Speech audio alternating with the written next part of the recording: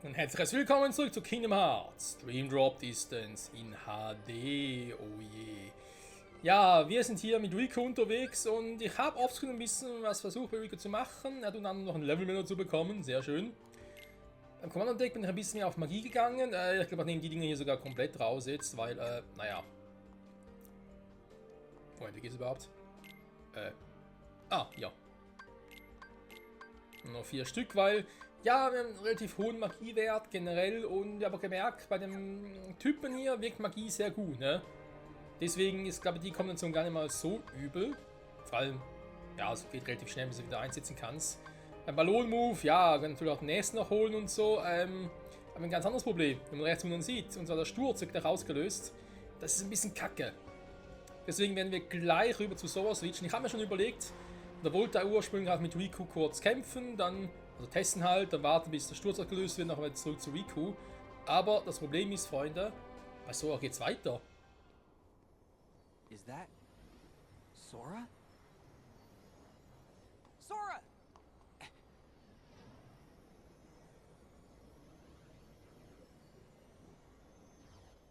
Oh.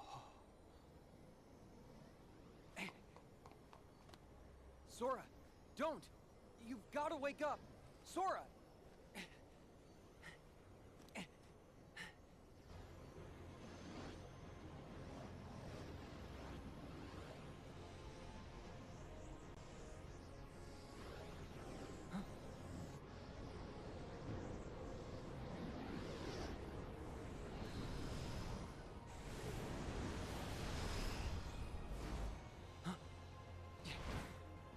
Are you what's trapping him in that nightmare?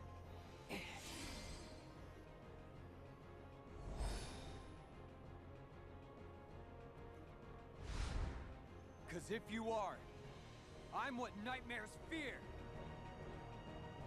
Ich wünschte, ich könnte es auch von mir behalten, Riku. Aber ich glaube eher, dass ich mir vor Albträumen fürchte. Wir sind ein Anti-Schwarzmantel-Albtraum. Na gut. Let's go, wa?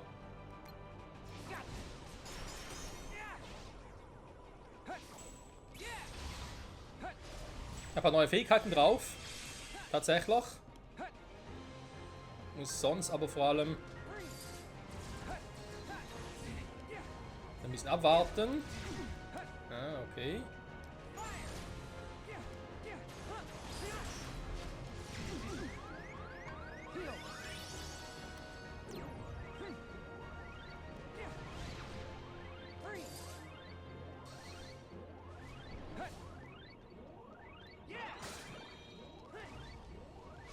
Ja, und seht ihr, hat schon 2 Energieleisten unten. Also wenn ich es so mache, also mehr auf Magie gehe und vor allem ausweiche, dann ist er machbar. Gut, bis auf den Move, da muss ich muss einfach ein bisschen das Timing besser hinkriegen. Aber da bringt es nichts, weil eben der Sturz gleich ausgelöst wird, können wir also sparen.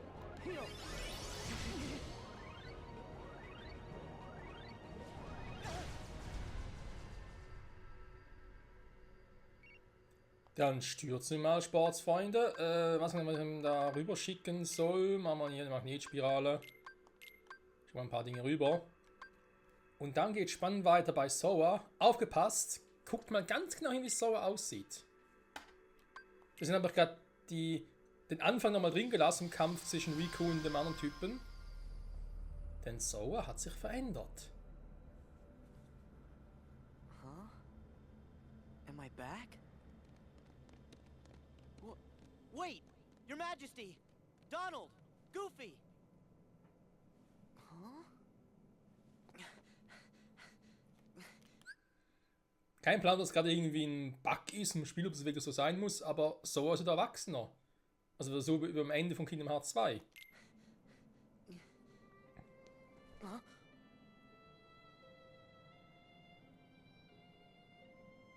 Naminé, is that you? Wait! Naminé! I've got a message for you. I meant to tell you once this was all over. Huh? Who are you?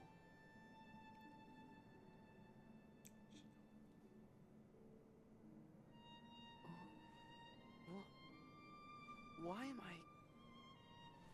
Hey, wait! wait!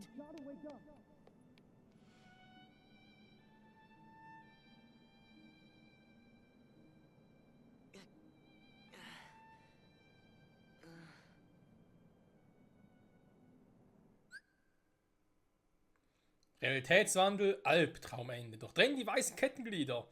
Das ist doch gerade wieder Rikus Stimme.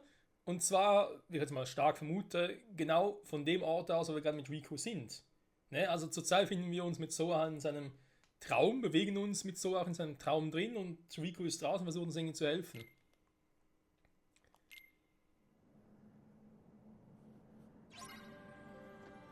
Aber jetzt mit einem Kind, also Kind, ich sag mal so, zwischen Kingdom Hearts 1 und 2 liegen ja plus ein Jahr schon Memories, beziehungsweise dazwischen, würde ich sagen, wie alt war Sora? Ich glaube 13 bei Kingdom Hearts oder 12. Ich glaube 13 am Schluss und bei Kingdom Hearts 2 war er so 15, ne? Oh Mann, armer Sora, dann auch ein bisschen was zu tun hier. Aber trotzdem cool, dass Sora hier einen Auftritt hat. Alter, liegt da hin mit dem Level. Aber Sora hat ja eh nicht so viel zu tun hier, ne? Da muss man ganz kurz noch erwähnt haben. Soras Auftritt hier in dem Spiel, der ist eher, also jetzt hier im finalen Spiel, im finalen Abschnitt hier, der hat, ja, jetzt nicht mehr so einen großen Part, den er hier einnehmen wird, nehme ich jetzt mal an. Da wird vor allem Riku derjenige sein, der hier ordentlich auf die Kacke hauen muss. Ganz kurz noch irgendwas Neues habe. So, aber dann nochmal kurz ein neues Schwert, nehme ich mal an. Das haben wir mit ihm noch nicht gemacht, wa? Nö. Genau, das Ding ist ein bisschen schwächer. Wir haben einen Kontrapunkt. Und den Kontrabass. So, wenn ich natürlich schon mal dabei bin. Ja, für Sora gibt es hier ein paar Moves, aber vorhin gesehen, also bei Riku noch ein bisschen was machen wollte. Genau, er hat zum Beispiel hier Funkgar. Nimmt 2 ein. Dränge aus Tränen Lichtkristalle auf die Gegner Schaden zufügen.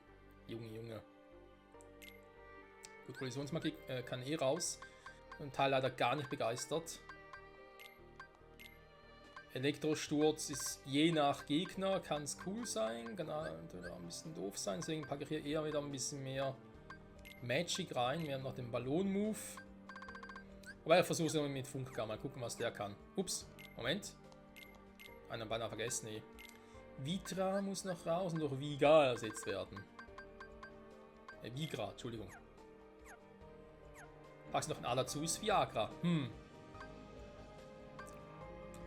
So. Nochmal speichern. Ich kann nochmal gucken, mein Mugri-Shop. Zwar nicht viel anderes haben als bei Riku, gehe ich jetzt mal stark davon aus.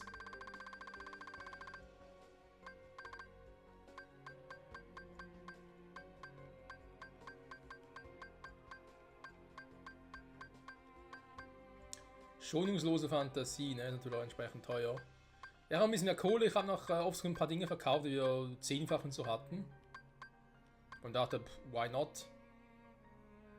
Gleithaken, nur Sora. Gleitsichel, nur Riku, okay. Rachewurf, unbedingt. Link blocken.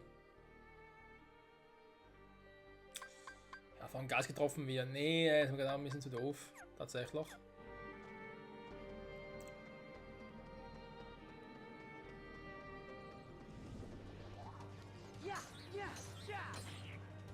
Level her geht's aber noch für die Gegner hier. Okay, der Move macht ein bisschen Damage.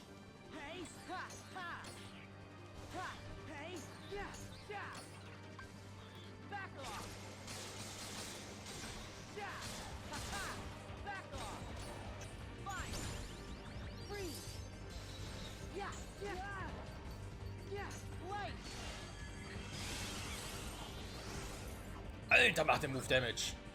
Ist aber nicht so ein Move bei Riku. Da will mir so viel helfen.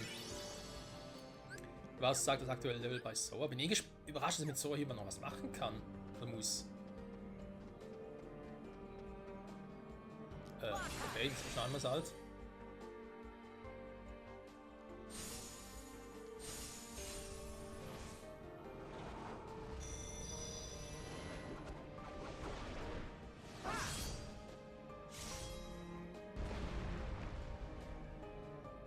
Ja, nee, ist klar.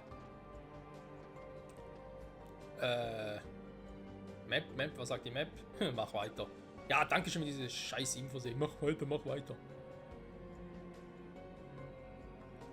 Okay, da würde ich aber ehrlich gesagt eher ungern hingehen. Also wenn das so quasi Real-Life-mäßig was wäre. Und ich denke, nee, das sieht nicht sehr einladend aus. Ach stimmt, so kann er fliegen. Das schweben.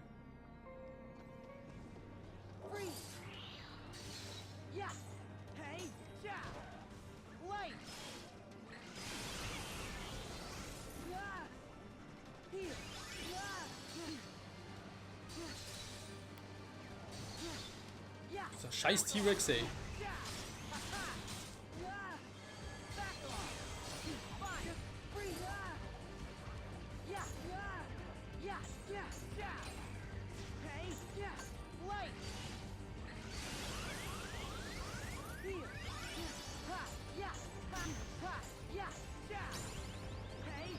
So, nein, noch eine höhere Stufe. Magiewert erhöht. Ja, das nehme ich gerne.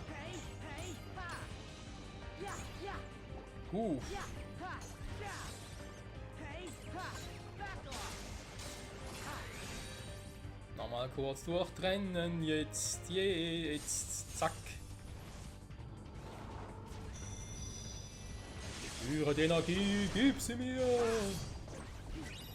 Aua.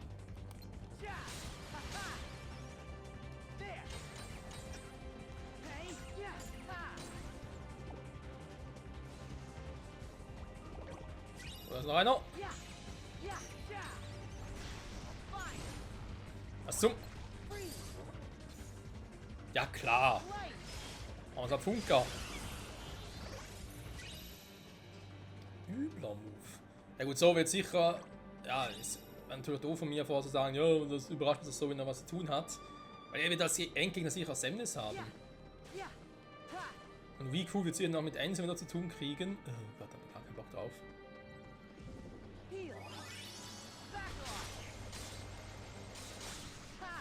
Also diesen Albtraum-Gegner von Sauer, also irgendwie.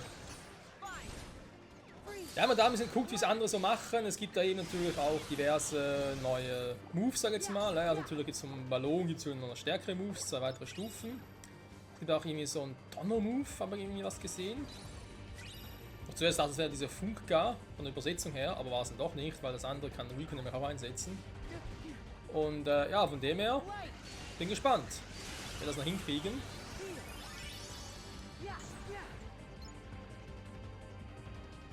So. Na, noch so einer.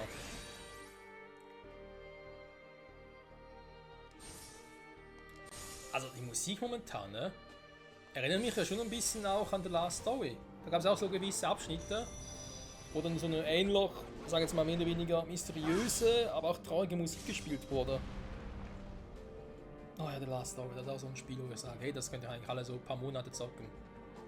Es ist nicht so lange, es ist trotzdem gut gemacht, finde ich, ne? Auch fast schon ein bisschen zeitlos. Klar, müssen wir Technik her und so ein bisschen gucken. Und wenn ich es nochmal zocken und Let's Playen würde, dann wäre es natürlich eine HD-Version, ne, vom Emulator oder so. Aber es ist ja so ein Spiel, wo ich sage, das hat definitiv ein Remake verdient. Aber ja, ist halt dann so ein Thema, wa? Natürlich halt allen gefallen, wenn sie sagen, ja, mir persönlich gefällt's und andere sagen, sie finden scheiße. Was willst du da machen, wa? Hier durchgegangen, wa? Jetzt haben wir ehrlich damals die 3 großen RPGs, die erschienen sind. Also fertig hier. Pandora's Tower, Xenoblade Chronicles und The Last Story. Ja, das waren damals die 3 großen. Und Xenoblade Chronicles, es bekam ein Remake von 3DS, es bekam ein es bekam ein Remake auf der Switch, also ein Port besser gesagt. Remake, ja doch. Na, sagen wir Port, ne? Also mal ein Port, also für den 3DS und für die Switch. Es gab Nachfolgen Xenoblade Chronicles X, Xenoblade Chronicles 2, Xenoblade Chronicles 3. Wobei der X-Teil hat jetzt nicht so viel aus storytechnisch mit dem Original zu tun. Die anderen beiden, ja, schon zum Teil. Sag jetzt mal, ne? Insofern die Reihe durchaus interessant, denn die wird auch weiter gepflegt. Und deswegen so ein Punkt, wo man sagt, ja, aber warum nicht? Ja, gut, Pandora's Tower. Ja, es kam mir leider damals zum falschen Zeitpunkt. Ja. Ich hatte ja damals irgendwie so die hirnrissige Idee. muss alle 3 Spiele gleichzeitig zocken, das klappt doch nicht ganz gleichzeitig, ne? Aber zum Beispiel Chronicles, Pandora's Tower, haben wir sogar aber noch Naruto Shippuden Ultimate Ninja Storm 2 dabei. Und dann irgendwie 1 Jahr, 1,5 Jahre Let's Player, so ungefähr, um den Dreh um. Also eine richtig beschissene Idee, was ich da gemacht habe, ey. Vor allem sind Chronicles halt so gewaltig. Aber ja, richtig übel das Teil.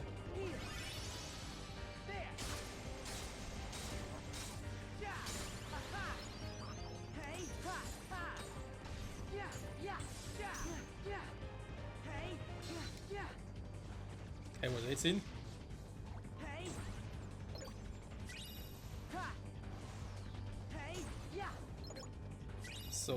So aber halt noch ein Level up, sehr gut.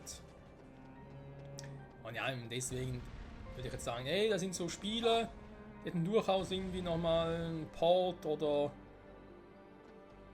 eine Fortsetzung so verdient. Und einen Vorgänger, je nachdem natürlich auch. Zugeben muss, Xenoblade Chronicles X hat wieder mal Bock zu spielen. Aber damals gehabt, Let's Test und so, haben nicht so viel gemacht, aber eben halt so viele andere Spiele hast, nach Privatleben bzw. Arbeit und so und dann, ja. Irgendwo muss ich dann für entscheiden, wa? Dabei geht es dann ja weiter. Ja, jetzt bin ich erstmal so hochgegangen, damit ich jetzt wieder runter muss, oder was? Na gut, ich meine, hier geht es ja auch hoch. Ja, und ich muss da hinten hin, also das passt soweit schon. Ja, warte mal, mach es anders. Den Spaß gönne ich mir gerade.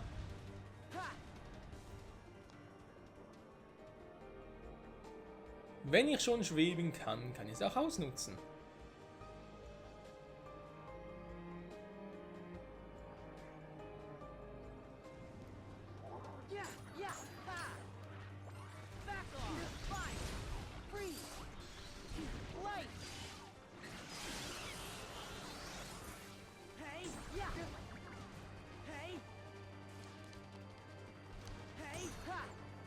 So, war das nächste Level Up für Sora.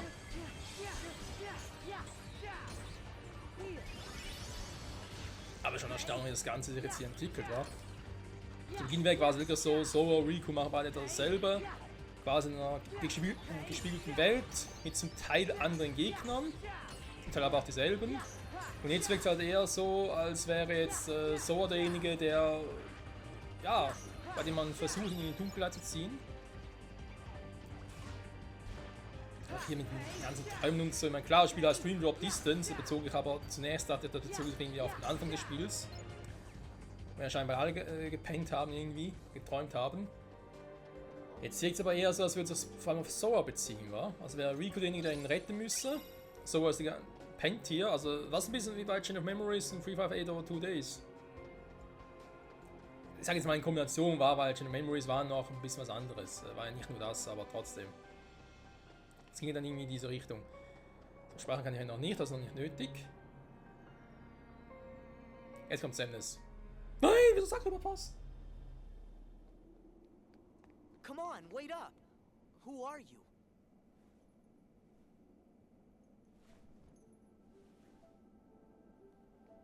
You're Roxas. How can you be here?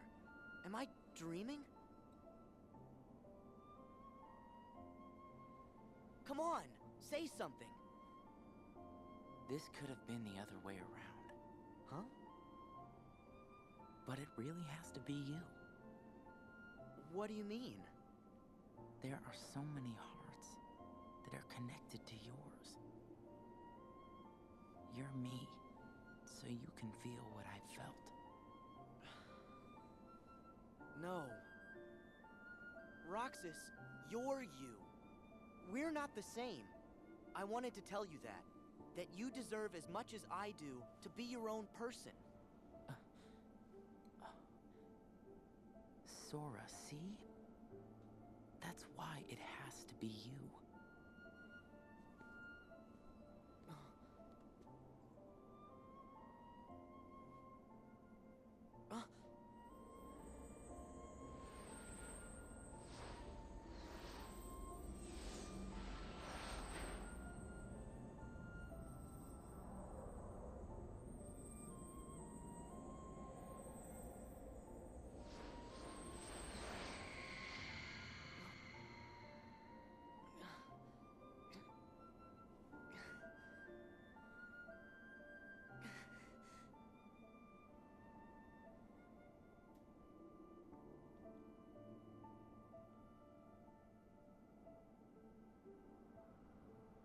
again.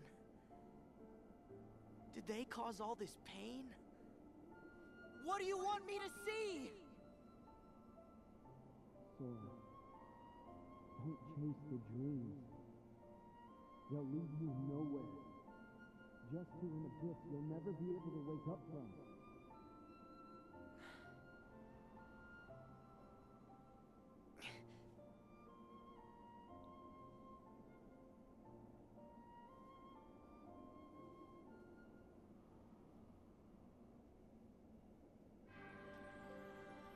Dieser Wechsel zwischen dem jungen Sora und dem etwas älteren Sora macht mich fertig, ey. Die Stimme immer natürlich wieder die von Riku. Aber andererseits ist natürlich das, was Riku sagte, schon wahr, aber es ist leicht gesagt von ihm, weil in Soras Herzen, nach allen anderen Spielen wissen wir es, schlagen eigentlich 3 Herzen insgesamt. Ne? Sein eigenes, das von Roxas und nicht zu vergessen das von Ventus. Ja, der Junge hat schon ganz schön was zu ertragen, ey.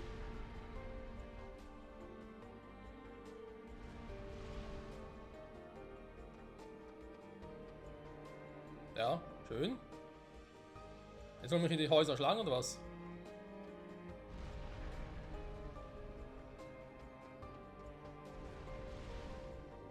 Ja, fast.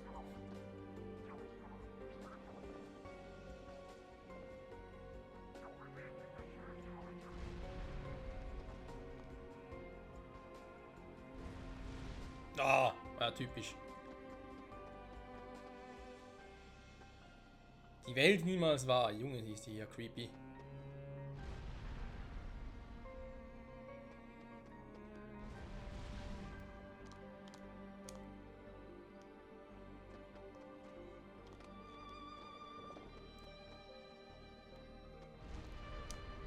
Nein! Ja!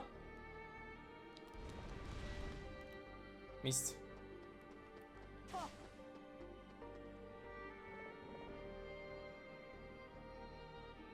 Ja, komm.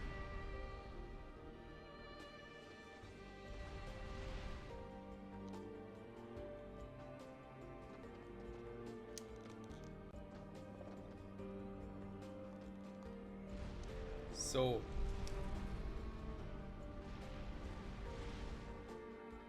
Oh, so geht es natürlich auch.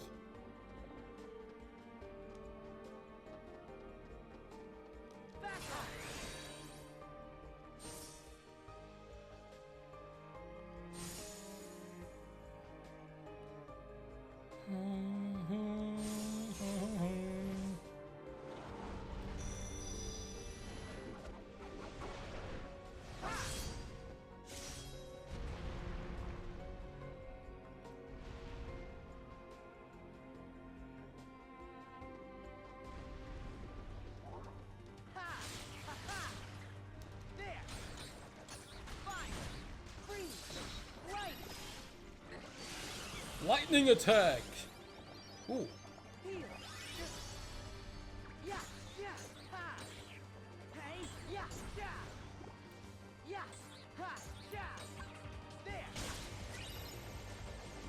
Oh, jetzt kommen die harten. Ah, Mist.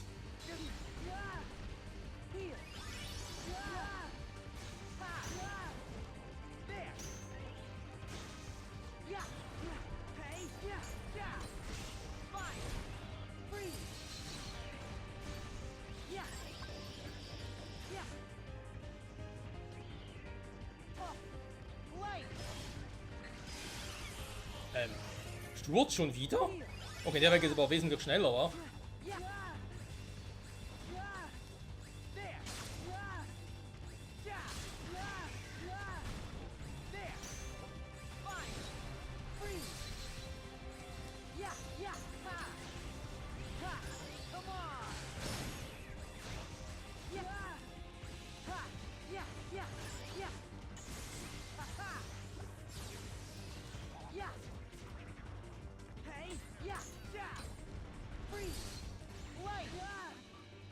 Oh, ernsthaft?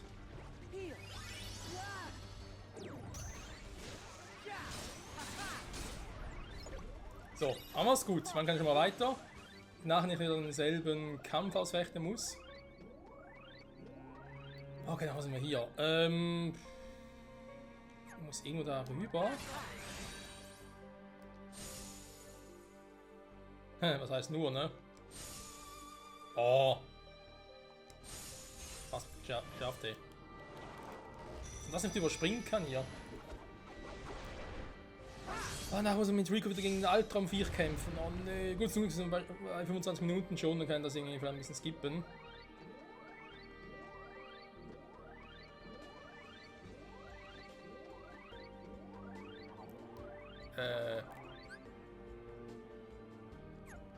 Ist er tiefer?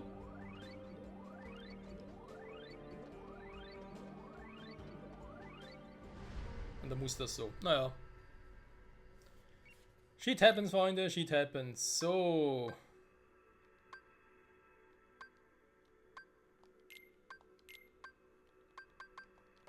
Ja, machen wir ein bisschen was hier.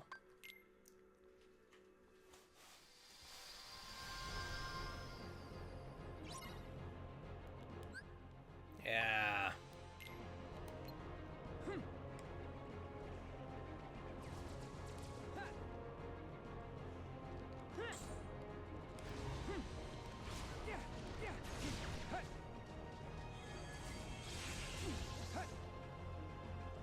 Muss mich an den gewöhnen, wa?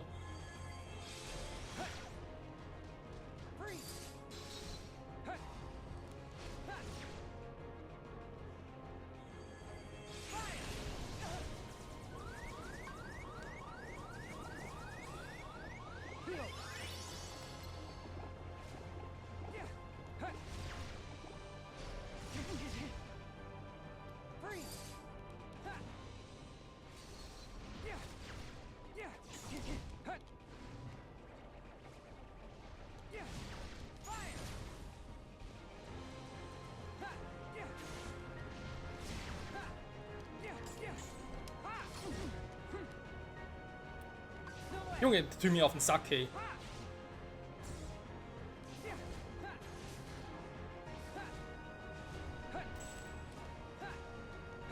Ah nein, weil der noch geht, wa? Genau.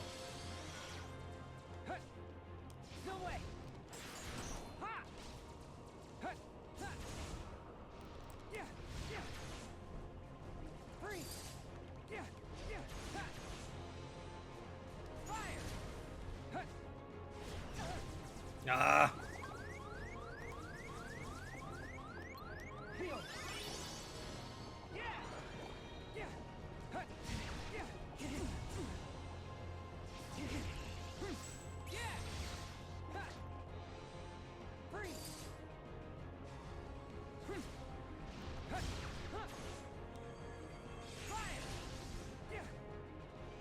Jetzt zweimal ausweichen, also nachher einen Move da macht, das ist ein bisschen ungünstig jetzt gerade, merke ich. Bei dem Typen.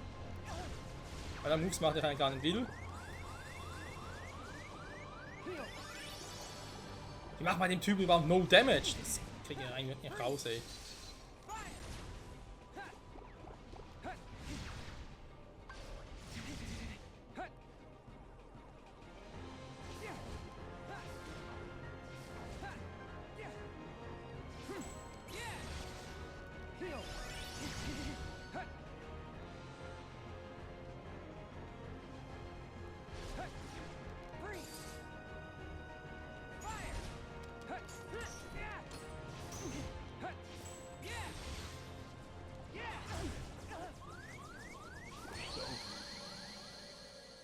Ach, dann sperrt er mich ein und greift dann noch einmal an.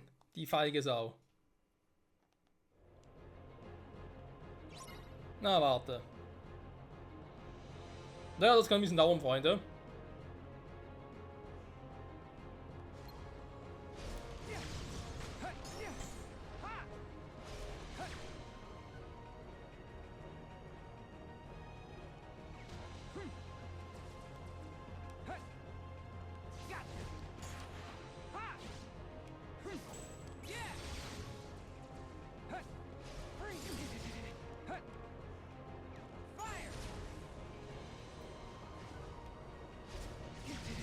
Ja, ist cool, weil du läufst in eine Richtung und teleportiert sich weg und nachher können sie mir rechtzeitig ausweichen. Hey, ich hab doch gemacht, ich bin ausgewichen.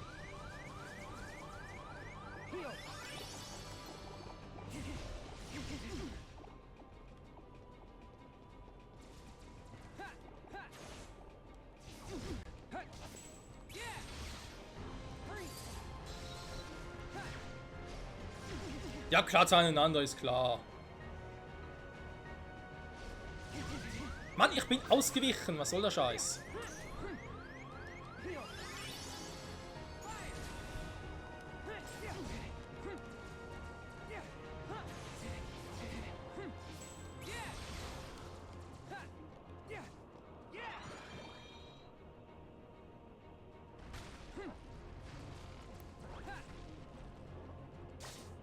Ja, lauf nur schön rein in Ballons. Für etwas hab ich's, ja. Nein, nicht der.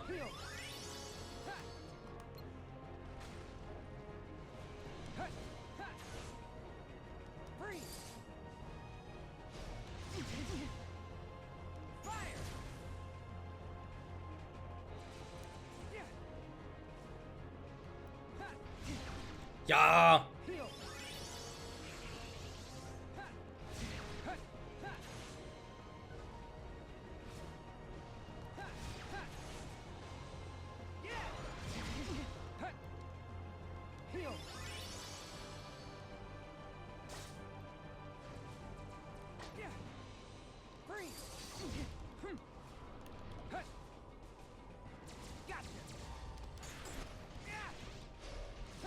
Ja, in dem Move halt perfektionieren können, ne? Dann wäre es natürlich geil.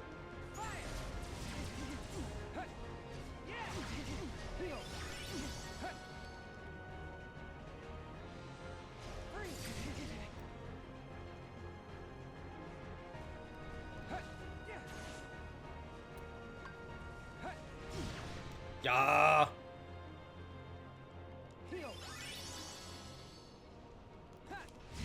Mann, ich weiß doch immer. Also manchmal klappt das, manchmal nicht. Man hat das Gefühl, dort ändert er einfach die Regeln.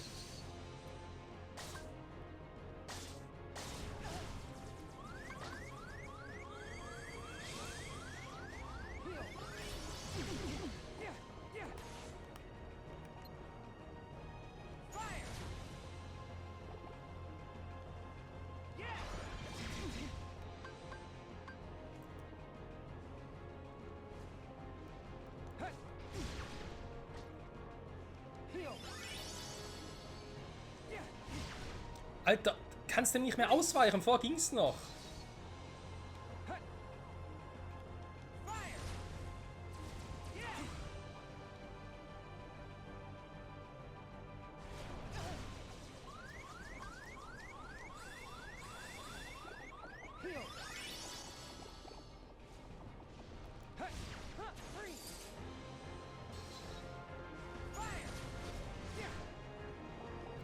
Also sagen wir so, man sieht, es ist möglich. Ne? Ich glaube nicht, dass ich es direkt schaffen werde jetzt.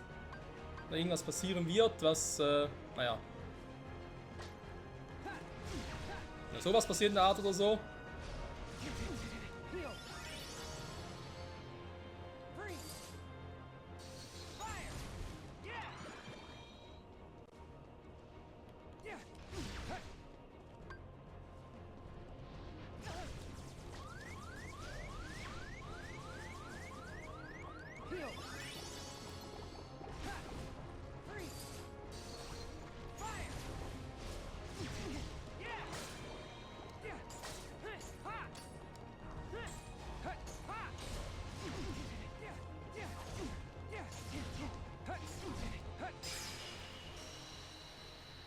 Puh.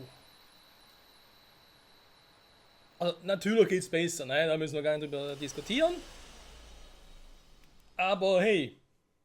Also ich glaube insgesamt 5 Versuche. Ne, waren ein bisschen mehr. Aber es waren weniger als 10. Das, auch mit den Offscreen-Versuchen waren es weniger als 10.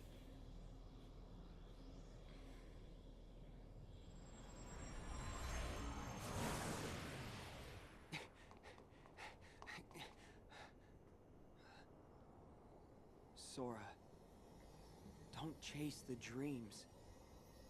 They'll lead you nowhere. Just to an abyss you'll never be able to wake up from.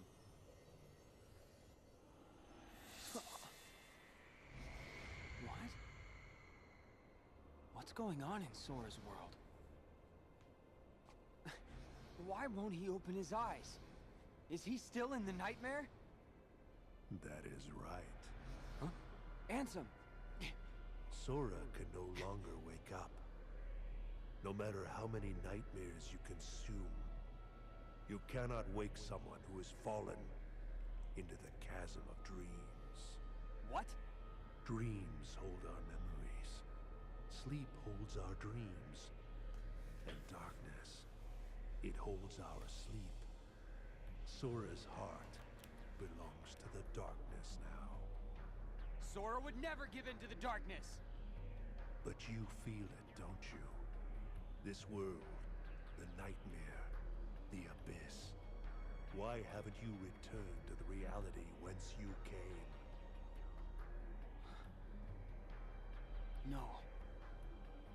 This is a... Dream of a dream, a twofold nightmare. This whole journey, you have been inside Sora's dreams. And now darkness within darkness awaits you. What?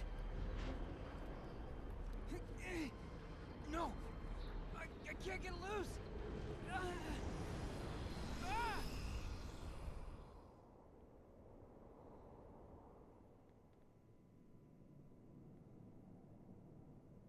At the start of your test, when you struck out from that tiny island, you saw me there dressed in a robe. Immediately you knew something was wrong. So without even knowing it, you dove into Sora's dream.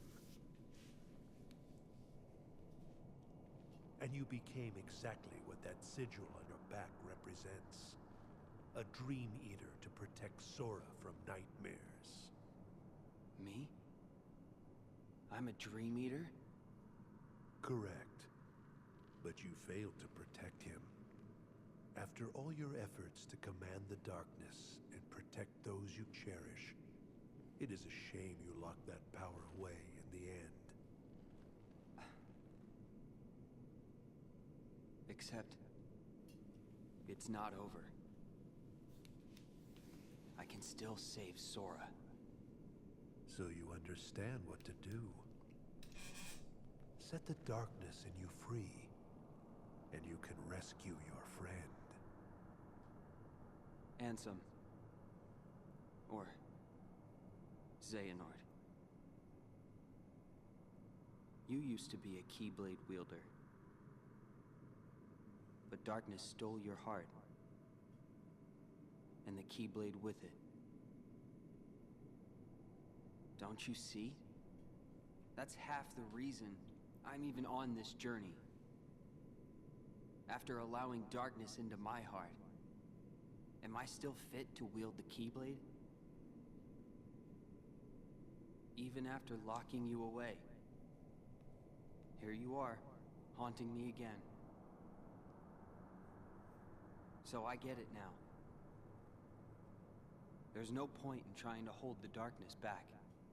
At last, you see clearly. You know, when I look at you, there's this memory that flashes back. A secret I said I'd keep when I was little. The main reason I kept dreaming about seeing the outside world was because of him. My journey begins here. And now, I'm going back to the real world. And then to Sora's side. That is your answer? Yes. I know the way. Consume the darkness. Return it to light. You can try.